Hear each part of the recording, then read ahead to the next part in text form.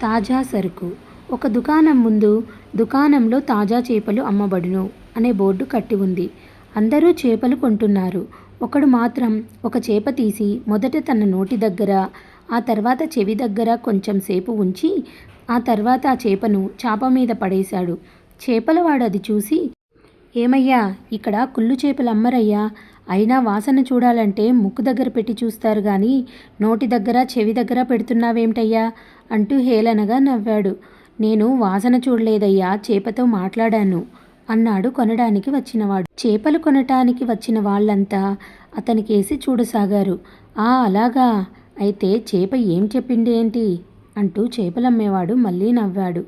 నేను సముద్రం నుంచి వచ్చి 3 రోజులయ్యింది, అంచేత నాకేమీ తాజా వార్తలు తెలియవు అని ఆ చేప చెప్పింది అన్నాడు కొనడానికి వచ్చినవాడు. అతని మాటలు విని అక్కడున్న వాళ్ళంతా నవ్వారు. చేపలమ్మేవాడు సిగ్గుపడిపోయాడు.